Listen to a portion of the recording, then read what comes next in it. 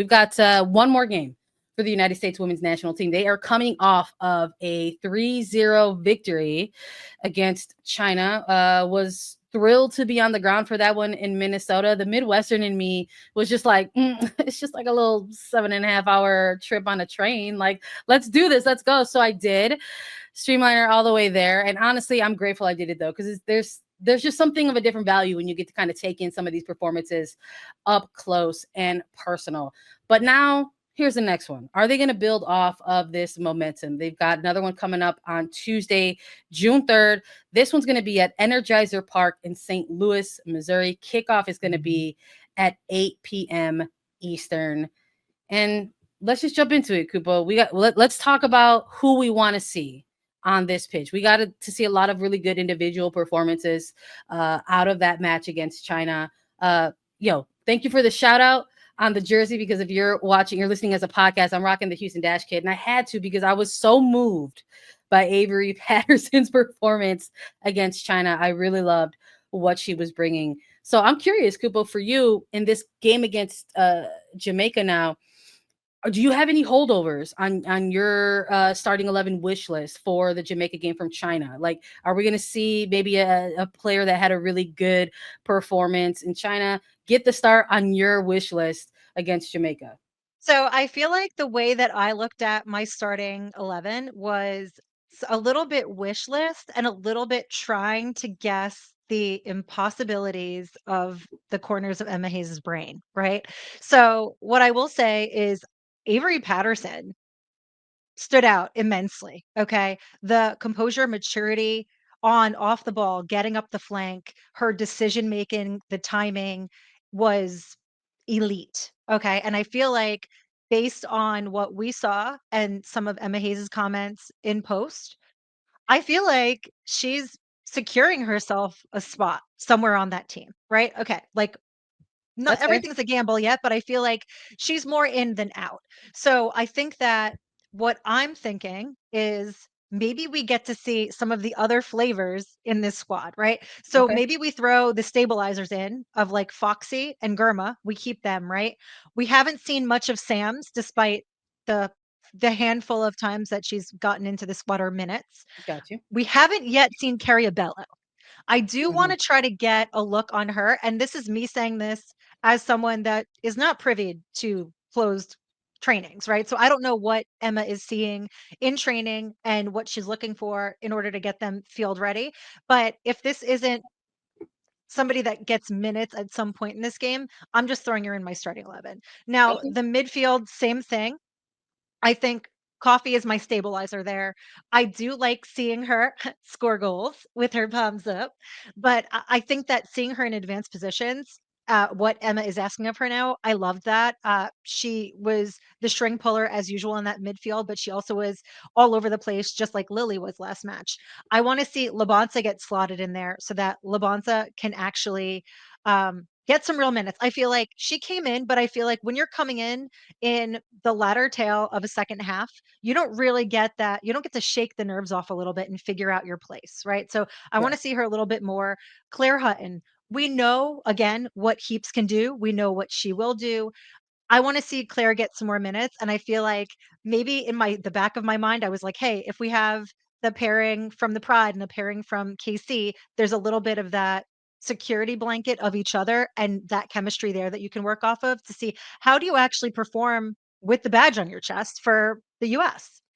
Top line, again, the only change that I made is largely because I have so much faith in Coop. I love Michelle Cooper. I love that she is both attack minded, naturally defensive, that she's kind of our knuckle up hard woman. She's able to carve into spaces. She is the do it all creator and goal scorer. And so for that reason, I said, can we see, please, more Ali Setnor? I think I say that largely because I don't think that we get to see the best of her despite her greatest efforts for Utah. And so let's see her more on the main stage. And I think that this is a good proving ground. If you throw her in there again with Kat and then also Alyssa Thompson, who's been on fire, they've shown natural chemistry in the last match. And I think that the way that they've sort of moved around each other, even her Cooper, and Kat has been really, really positive. So I kind of threw this together as my like, what would I like to see? What do I think Emma might do? But of course, we never really know what Emma might do, right? And I love that Yeah. about her because, quite frankly, it means that she deviates from the blueprint of what we're used to seeing from other managers. I love it. It's been one of my favorite things in covering this USWNT team for, at least for the last what I guess we can officially say 6 months now at this point, since it's June, midway point of the year. There's been a lot of unpredictability in that, and rightfully so. Like, she's been very Hayes has been very transparent about what this year was going to be and look like. There was going to be a huge chunk of this year dedicated to player rotations and evaluations. So I won't be surprised. I'm with you. I won't be surprised if against Jamaica we might see the continuity of that. There might be, maybe there's a holdover or two from match one against China, but I do think we're going to get to see a little bit of a different lineup, and maybe we're going to keep those new caps, fresh debuts still going with Emma Hayes. For me and my starting 11, once we get it up here, I'm gonna rattle through it. But I already have my first shift in the back. I would love to see a back-to-back game with Valentella's choice, because I am sold. Like, Ooh, I we am got sold. McCune. I am sold on PTJ. But look, we have multiple players in this camp, in this roster, who we were looking at. Maybe they're going to get those first cap. We already saw it with Labanta, and I think we could see it with Claudia Dickey and Carrie Bello. That's such a Hazen, good shout, Sandra, because I put PTJ in there again, but I am leaning more toward we see Dickey because we haven't. we haven't. And Hayes, in her media veils in the roster, during when the roster was dropped, she got asked about Dickey specifically, and she said it, that the data don't lie. And look, the coach is not wrong. I went and I looked at some numbers for American goalkeepers specifically in NWSL through 10 games. She leads in various staffs. So she has I think highest save percentage for American goalkeepers through 10 games. She's gone ahead and leads in goals against. I think she has the least amount in 9 goals against. So it's there. The numbers are there, and that's what earned her this call up. So I'm curious if this is going to be the time for her to get the start in goal against a Jamaica team that's going to present some different things tactically than we saw against China. So I've got Dickey in goal. I've got Carrie Bello. I want to see that debut. Let's get a different left back, in the mix here. Sam's, McCown. I want to go ahead and have those two. I want Emily Fox out on the right. And yes, I did take out Sam Coffey. People are like, shouting that out. Of course, it's an international window, and she's so important to the Thorns. If I'm a Thorns fan, I don't want to see back-to-back 90s from Coffee. No, I want to see her just kind of close out a game against Jamaica. And I took her out for a reason, because Claire Hutton is someone who only has 2 appearances with this U.S. women's national team. And she's already been in a few camps at this point. And I do think, from everything that I've heard in conversations that I've had, they do want to see the 2 young teenagers get as much time as possible going forward in 2025.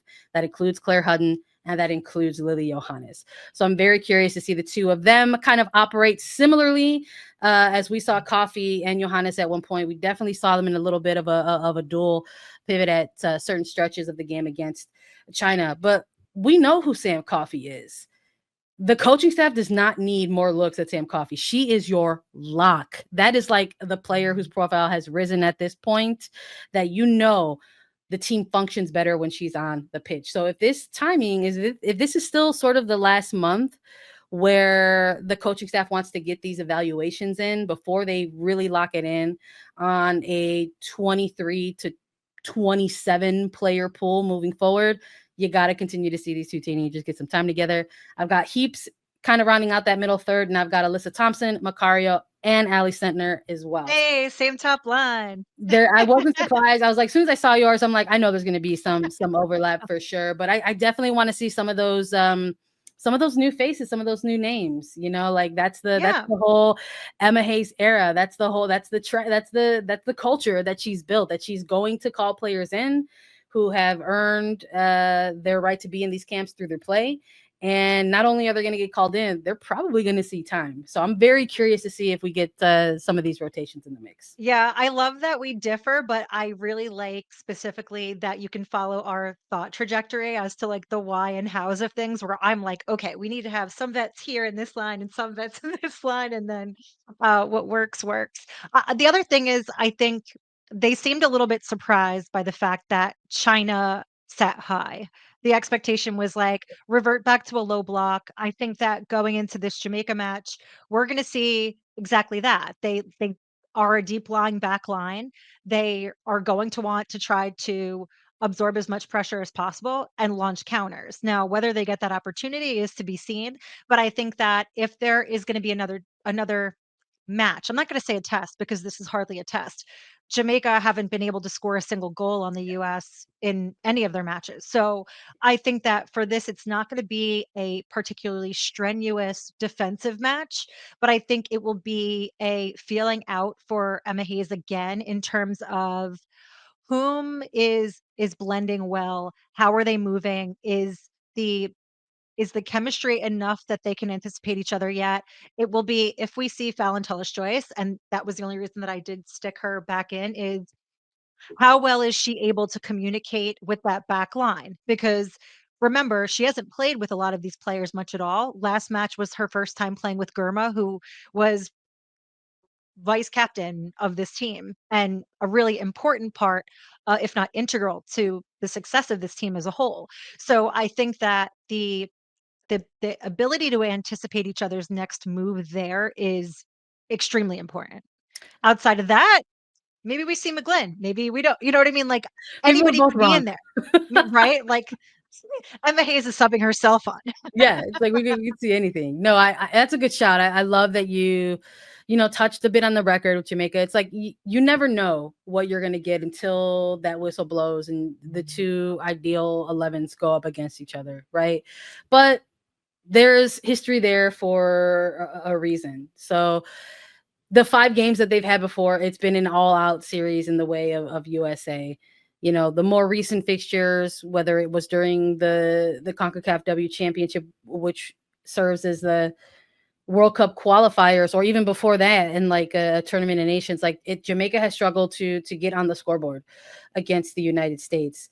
But it's also, I mean, that doesn't stop them from wanting to play this. I mean, this was originally going to be a 2-game series against China, and then they had an opponent change, and they said Jamaica is going to be the second opponent instead. And getting to ask Emma Hayes about that a little bit, I love what she ended up hitting me with in the answer. And just like, it doesn't change the way the prep, right? Like, these are teams that are going to Right. present different things. And to China's credit, the United States prepped for a certain type of, they anticipated a certain type of way that they were going to play. And that was not what they were presented with on that day. So that the players got tested immediately. They needed to, check their tactical awareness, see if they can get into those decision making scenarios quick on the quicker side of things. So Hayes actually, I think, really appreciated. Those are the games in which I think they really appreciate things. And this was a China side that kind of had mixed results during their Pinatar Cup in February, while USA was having She Believes Cup. A draw against China. I think it was a loss against Mexico. They won against Chinese Taipei. So there was a little bit of Yeah. unpredictability there. I don't know if there's going to be that same unpredictability with Jamaica tactically, but I I think feel it's like a good they have point that to limited make the room players. only because they have such an integration of youth that they're trying to do that they probably will have a more challenging time trying to adjust to what they haven't been naturally doing. Whereas China didn't they deviated from what they've done in the past, but they didn't deviate much from my understanding and seeing the way that Ante Milicic wants them Yeah, playing, which is be possession based, yeah, control the field of play that way, and then flip into that high press as the US builds and try to bait them into an offside trap. Like that was largely what I kind of expected if they weren't just gonna sit down and park the bus, lock it in defensively, and just like lock arms.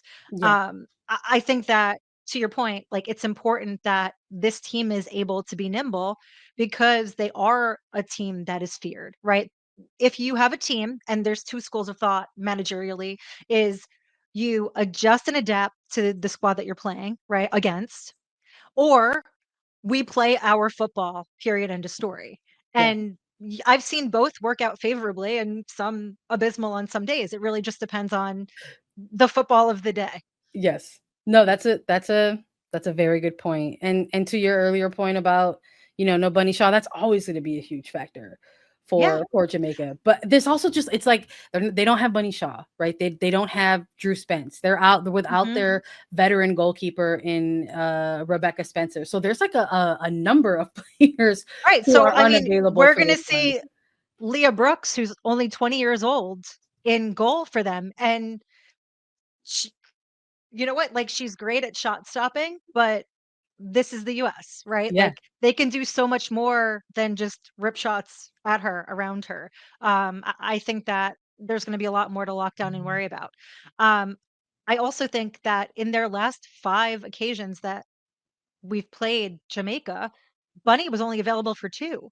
So, Yeah. it's kind of been a moot point as to whether, like, she exacts change for this team individually. It's very challenging as an individual with sort of a lack of significant support to go against a whole comprehensive 11 player US side. Yeah, and there's a lot of young. Yeah, you mentioned 20-year-old players. There's a lot of young players and college collegiate players for Jamaica in this camp. You know how much, if you're the United States side of things, like how much can you coach what is available, on Jamaica's bench. So maybe there's those layers of unpredictability there for the reggae girls that they're gonna try to tap into and go ahead and be motivated by their head coach Hubert Busby. Like he's getting hit with a lot of these questions, and it's tough because it's like you don't have some of these players available to you, and it kind of comes off as like a similar parallel for me with Emma Hayes. And like in the beginning of this year, she kept getting a lot of questions about Wilson and Swanson and Rodman, and it's like you have the players who are available, and those are the ones that you're going to rock with.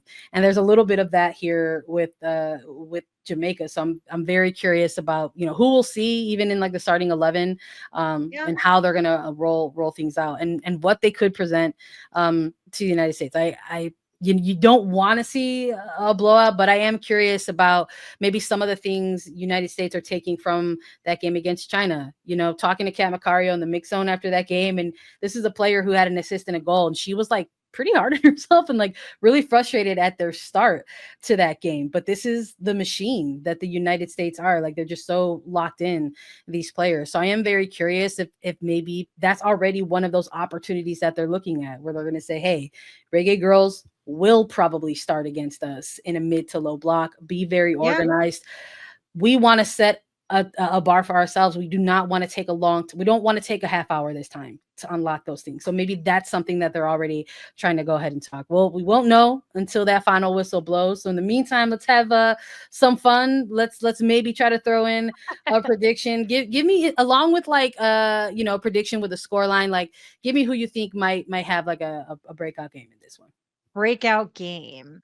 You know what? Like, I want to see Hutton truly shine. I do. I want to see her get out there and just like dice some players up, show what she can really do. Whether that results in a goal, that would be phenomenal. But I'll take an assist out of Hutton. I want to see.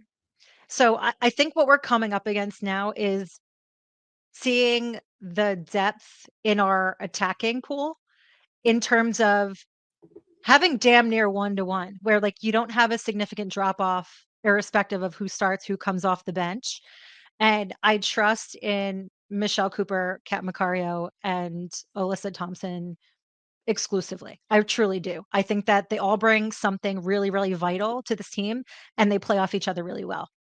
Um, if we get them 3 back in there, I have no questions. I think I just wanna see, maybe clean it up, right? Like, these are the games where you can be a little bit more polished because you're not as pressured.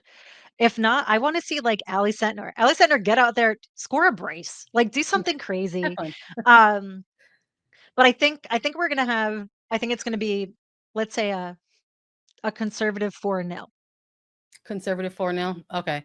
I was leaning for 4-0 as well. There's something about that second game for any team that just kind of has their stuff together more. And I think for USA, they have the 2-game window in this one. So they're coming off of a game that they just played on Saturday against China.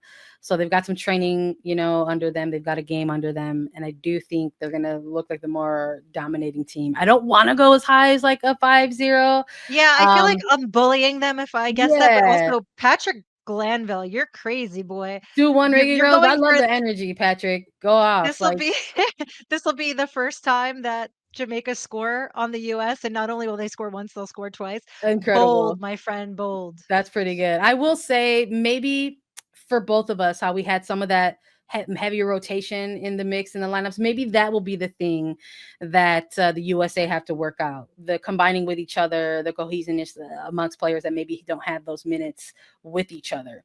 So maybe that's going to be more of the challenge than the actual potential mid to low block that they see from Reggae Girls. So I'm gonna maybe go the other way. I'll go 3-0. It's gonna be 6 goals out of this window. 3 for USA against Jamaica as well. So that's what I've got. We'll see though. Don't forget to tune in tomorrow night, Tuesday, June 3rd, kicking off at 8 p.m. Eastern, USA versus Jamaica to close out this early summer window for the United States. They're going to have another pair of friendlies to close out June. So stay tuned. We're going to hit you with the recap as well. So we'll talk about all our feelings about the game and then the overall window, and then probably look ahead to those friendlies against Ireland as well.